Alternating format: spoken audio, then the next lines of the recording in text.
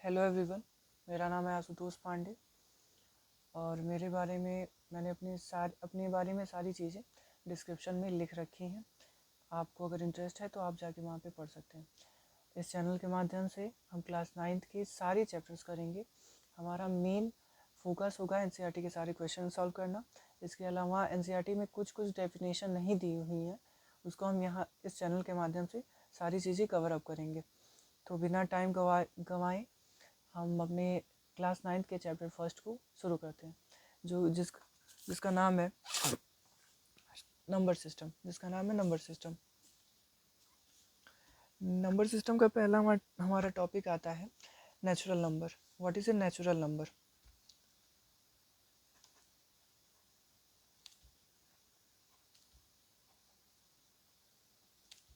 What is a natural number? Natural number का basic definition होता है what we count that is called a natural number. यानी कि जो भी हम गिन सकते हैं वो सारे नेचुरल नंबर में आते हैं। जितने भी पॉजिटिव नंबर होते हैं जिन्हें हम काउंट कर सकते हैं वो सभी हमारे नेचुरल नंबर्स में आते हैं। नेचुरल नंबर को हम कैपिटल एन से डिनोट करते हैं। नेचुरल नंबर के बाद हम बात करते हैं होल नंबर्स क्या होते हैं। देखो, होल नंबर वे होते हैं जिसमें नेचुरल के अलावा यदि हम जीरो को भी ऐड कर लेते हैं तो जो हमारा सेट बनेगा वो होल नंबर का सेट बनेगा।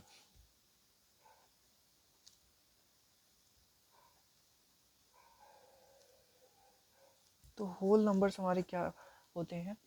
If we add a zero in our natural number, the whole number is called the set।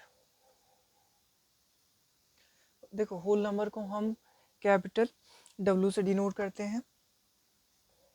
इसमें नोट करने वाली बात ये है कि जितने भी नेचुरल नंबर होते हैं वो सारे होल नंबर्स होते हैं, और जितने भी होल नंबर होते हैं वो सारे नेचुरल नंबर होते हैं, जीरो के अलावा।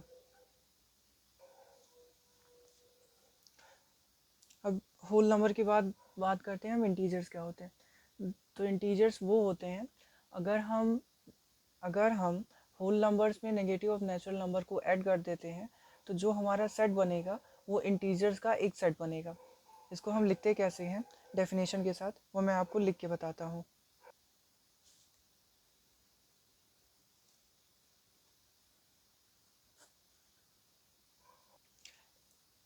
इंटीजर्स को हम कैपिटल जेड से डिनोट करते हैं। It is denoted by capital Z.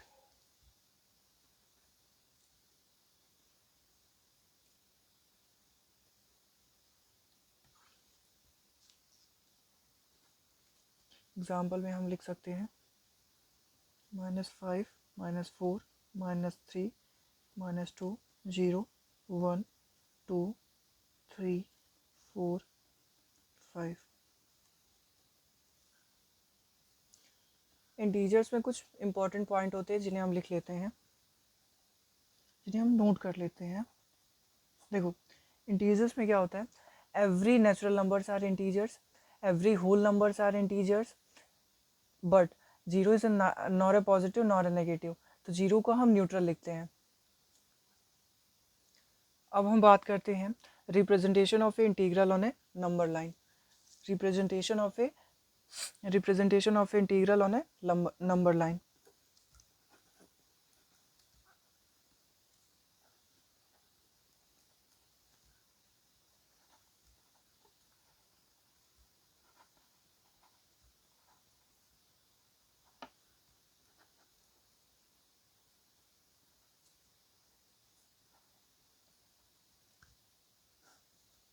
देखो, नंबर लाइन पे और इंटीजर्स का रिप्रेजेंटेशन, जीरो एक ऐसी पॉइंट होती है जो हम ये बोल सकते हैं मीडिएटर का काम करती है।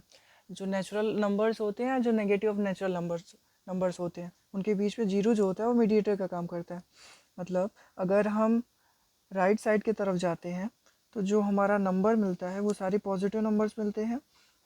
इसके अलावा अगर हम लेफ़्ट साइड की तरफ जाते हैं तो जो हमें नंबर्स मिलते हैं वो सारे हमें नेगेटिव नंबर्स मिलते हैं। ठीक।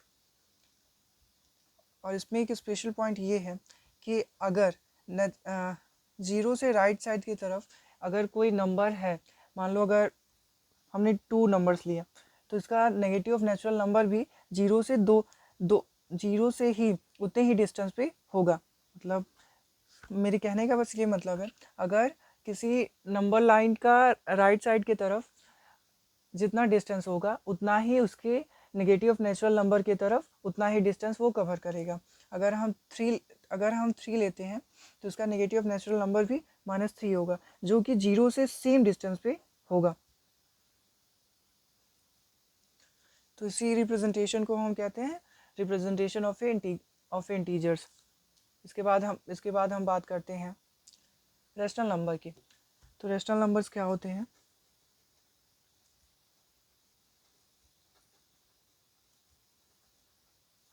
The number of a form p by q where p and q are integers and q is not equal to 0, that representation is called a rational number. rational number को हम capital Q से denote करते हैं।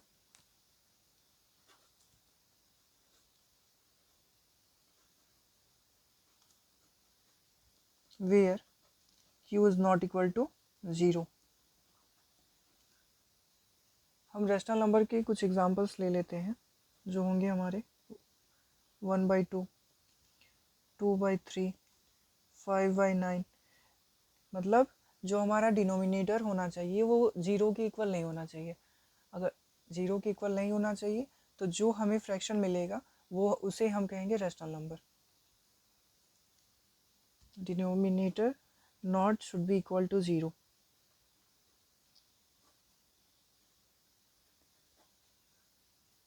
Rational numbers के बारे में कुछ facts होते हैं या कुछ इंपॉर्टेंट नोट होते हैं जिन्हें हम लिख लेते हैं। पहला नोट ये होता है कि every natural number is an rational number. कैसे होता है वो देखो। अगर हम नेचुरल नंबर 2 को लेते हैं तो इसको रेशनल नंबर हम कैसे मान रहे हैं ये देखो। जितने भी नेचुरल नंबर होते हैं उनके डिनोमिनेटर का जो नंबर होता है वो 1 होता है, यानी कि 2/1। ऐसे ही हम 3 को अगर लेते हैं तो उसके नीचे होगा 3/1।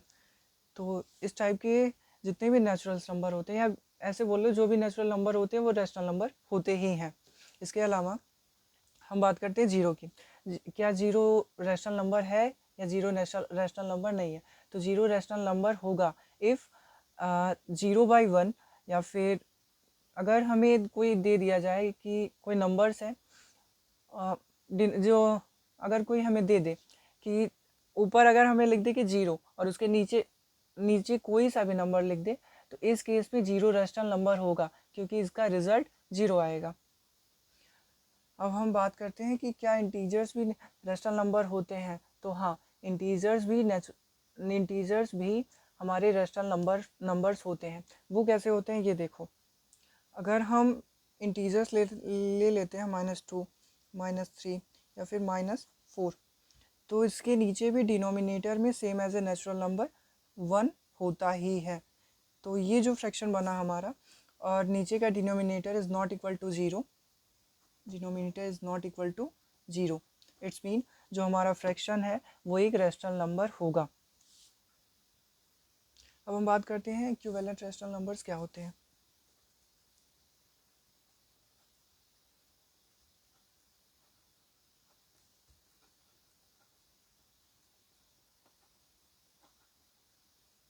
नंबर्स क्या होते हैं तो देखो, रेशनल नंबर्स का कोई यूनिक रिप्रेजेंटेशन नहीं होता है।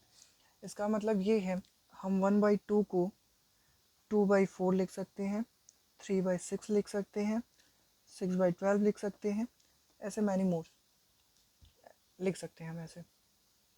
तो इस टाइप के जो भी रिप्रेजेंटेशन होंगे वो सारे क्या कहलाएंगे? इक्विवेलेंट रेशनल नंबर्स कहलाएंगे। अब हम बात करते हैं representation of a rational number on real line.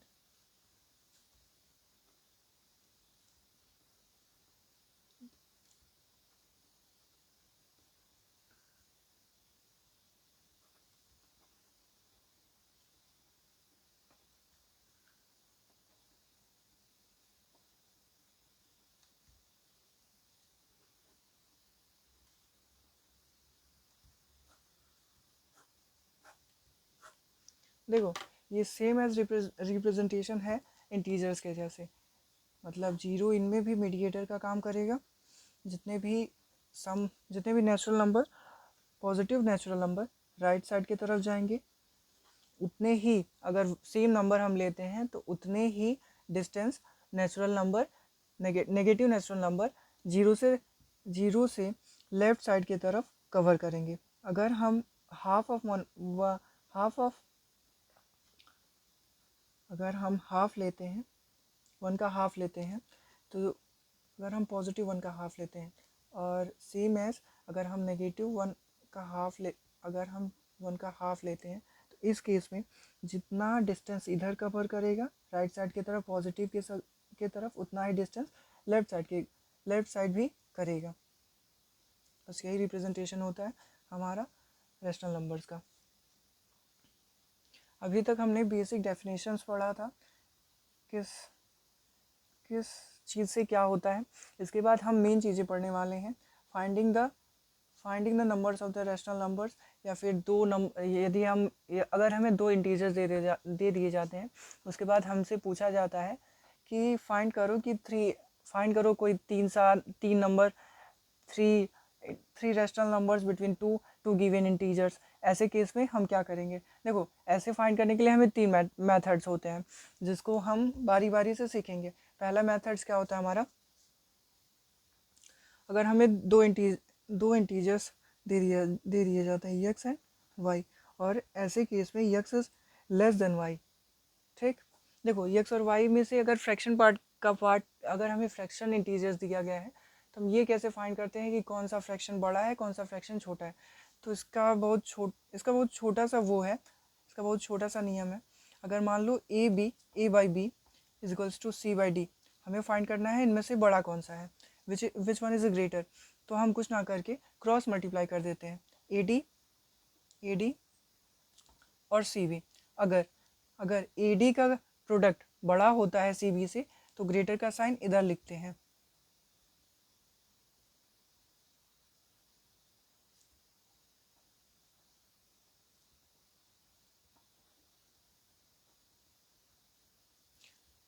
और अगर सी बी का प्रोडक्ट बड़ा होता है तो हम इधर लिखते हैं। मतलब ये बस इसमें पॉइंट करने वाली बात ये है कि अगर क्रॉस प्रोडक्ट बड़ा होता है जिधर का, तो उधर का ही ग्रेटेस्ट इंटीजर्स होता है। तो ऐसे केस में यदि x is less than y, तो y बड़ा होना चाहिए। अगर हमसे ऐसे केस में दे देता है और हमसे पूछता है फाइंड करो कि इसके बीच में कोई रैशनल नंबर, तो हम क्या करेंगे? तो हम सीधा सा बस एक काम करेंगे। मान लो अगर हमें दे दिया कि हाफ दे दिया और दूसरा दे दिया, ये हमें दो इंटीजर दिए गए हैं और इसमें कह रहा है कि फाइंड करो रैशनल नंबर।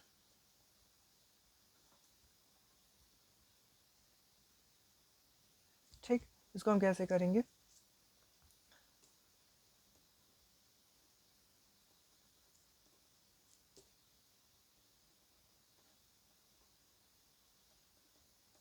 तो हम जानते हैं अगर दो फ्रैक्शन को हम जोड़ते हैं तो उनका डिनोमिनेटर बराबर होना चाहिए। डिनोमिनेटर बराबर करने के लिए हम दो चीज़ें कर सकते हैं, या तो इनका क्रॉस मल्टीप्लिकेशन कर सकते हैं, या फिर डिनोमिनेटर का हम एलसीएम ले सकते हैं और एलसीएम ले सकते हैं। ठीक, अब देखो, हाफ 3 + 2 / 6, ये हमारा रैशनल नंबर होगा दो इंटीजर्स के बीच का। अब हम बात करते हैं सेकेंड टाइप की, मेथड नंबर 2। देखो, इम्पॉर्टेंट बात ये है कि अभी हम एक मेथड सीखेंगे, उसके साथ एक एग्जाम्पल करेंगे समझने के लिए। बाद में हम एनसीईआरटी के जितने भी एक्सरसाइजेस हैं उन सारे को कंप्लीट करेंगे, जिससे हमें एक एक क्वेश्चन की क्लैरिटी होगी कि कौन से क्वेश्चन कहाँ से होंगे और कैसे होंगे। देखो, सेकेंड मेथड क्या कहते हैं, मान लो अगर तुम्हें कोई दो इंटीजर्स दिए गए हैं जिनका जो डिनोमिनेटर होता है वो लाइक फ्रैक्शन होता है, वो सेम होता है। तो ऐसे केस में हम क्या करेंगे? हम ऐसे केस में जो फ्रैक्शन दिया होगा उसको इक्विवेलेंट फॉर्म में चेंज करेंगे मान लो अगर तुमको दे दिया, दो इंटीजर्स दे दिए गए ना, अगर उसमें पूछा है कि फाइंड करो कि 5 रैशनल नंबर इन दोनों के बीच में, तो तुम n को 5 मानोगे। अगर तुम्हें ये दे दिया कि दो इंटीजर्स दे दिए गए और तुमसे पूछा कि फाइंड करो 7 rational numbers between two given integers, तो ऐसे केस में तुम n इज टू 8 मानोगे। मतलब जितने का पूछेगा suitable number of usually n+1, उसमें n+1 करोगे और उसी को इक्विवेलेंट फॉर्म से जितने भी आए होंगे उससे मल्टीप्लाई कर दोगे और n+1 n+2 ऐसे करके आगे बढ़ जाओगे। ऐसे देखो, ऐसे नहीं, शायद ना समझ में आए, तुम क्वेश्चन प्रैक्टिस, एक क्वेश्चन देख लो, फिर तुम्हें सारी चीज़ों का अच्छे से आइडिया हो जाएगा कि कौन से कैसे सॉल्व होंगे। तो देखो, हमें दो रैशनल नंबर दिए गए हैं जिनका डिनोमिनेटर लाइक डिनोमिनेटर है, मतलब दोनों सेम है, और हमसे पूछा गया है कि फाइंड करो 4 rational numbers between two given integers. ठीक, हम इस चीज़ को कैसे सॉल्व करेंगे? तो देखो, n इज इक्वल्स टू हम 5 मान लेते हैं, n इज इक्वल्स टू 5 मान लेते हैं, और हम 3 और 5 के इक्विवेलेंट रैशनल नंबर्स को देखते हैं। Into 6 is equals to 18 by 15, 4 by 5 into 6 is equals to 24 by 30। अब देखो, the 4 rational numbers between 3 by 5 and 4 by 5, the 4 rational numbers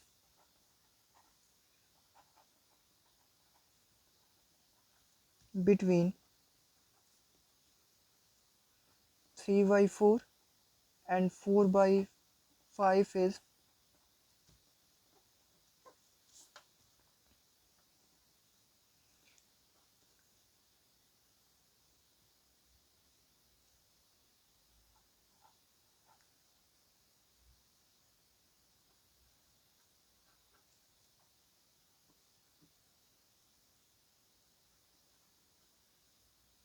19 by 30, 20 by 30, 21 by 30, 24 by 30। ठीक, या फिर इसमें तुम इसको ऐसे भी लिख सकते हो, तुम्हें जितने भी नंबर्स चाहिए इनके बीच में तुम लिख सकते हो। तो ये जितने भी, ये तो जो तुम्हें मिले हैं ये तुम्हारे 4 रैशनल नंबर्स हैं जो 3 by 5 एंड 4 by 5 के बीच में होता है। एक इम्पॉर्टेंट बात ये है कि दो इंटीजर्स के बीच में इनफाइनाइट रैशनल नंबर्स हो सकते हैं। देखो, मैंने इस चीज़ को अच्छे से एक्सप्लेन करके समझा दिया है, अगर तुम इसे नोट डाउन करना चाहो तो अपनी कॉपी में लिख सकते हो।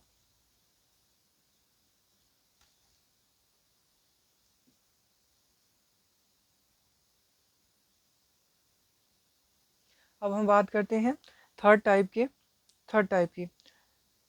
के इंटीजर्स जो हमें दिए जाएंगे और हमसे रैशनल नंबर्स के बारे में पूछा जाएगा, तो हम कैसे फाइंड आउट करेंगे ये देखो, मेथड थर्ड बहुत स्पेशल है। स्पेशल क्यों है? क्योंकि अगर हमें अनलाइक फ्रैक्शन दे दिया जाए और हमसे पूछा जाए कि दो इंटीजर्स दिए जाए और उनमें पूछा जाए कि रैशनल नंबर्स बताओ कि इतने रैशनल नंबर्स कौन होंगे, इतने रैशनल नंबर्स कौन होंगे, तब हम कैसे फाइंड आउट करेंगे? मान लो suppose we are required to find n rational numbers between two given rational numbers, ठीक, x and y, especially those with unlike denominator such that x is less than y, तो ऐसे में denominator क्या होगा? देखो, डिनोमिनेटर की हमें ज़रूरत कब पड़ेगी? ये हमारा फर्स्ट रैशनल नंबर हो जाएगा, ये हमारा सेकेंड रैशनल नंबर हो जाएगी, ये हमारा थर्ड रैशनल नंबर हो जाएगा। तो इसमें जो ये d है यही हमारा डिनोमिनेटर है। ठीक, और डिनोमिनेटर को हम कैसे फाइंड आउट करेंगे? पहले y माइनस एक्स करेंगे, जो दो हमें इंटीजर्स दिए जाएंगे उसमें से बड़े वाले से हम छोटे वाले को घटाएंगे, और n जो है हमसे जितने फ्रैक्शन पूछे जाएंगे, जितने रैशनल नंबर्स पूछे जाएंगे, मान लो हमसे 4 रैशनल नंबर्स पूछा गया दो गिवन इंटीजर्स के बीच में, तो n इज इक्वल्स टू हम 4 मान लेंगे। ठीक, और देखो, इसको हम क्वेश्चन प्रैक्टिस से ज़्यादा अच्छे से समझ सकते हैं, तो हम सीधे क्वेश्चन पे चलते हैं। तो देखो, इस क्वेश्चन में हमें दो इंटीजर्स दिए गए हैं -2/3 एंड 3/4, और हमसे 4 रैशनल नंबर्स पूछा है इनके बीच में, तो हम कैसे फाइंड आउट करेंगे? तो हम सबसे पहले तो डिनोमिनेटर निकालेंगे। डिनोमिनेटर हम कैसे निकालेंगे? बड़े में से हम छोटे वाले को घटाएंगे, यानी कि y - x करेंगे। फिर उसके बाद जितने रैशनल नंबर्स पूछे गए, हमें 5 रैशनल नंबर्स के बारे में पूछा गया, तो n = हम 5 मानेंगे। 3/4 - 2/3 by 5 + 1।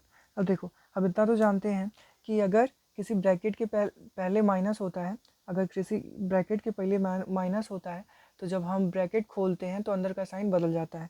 अब यहाँ से देखो, 3/4 + 2/3/6।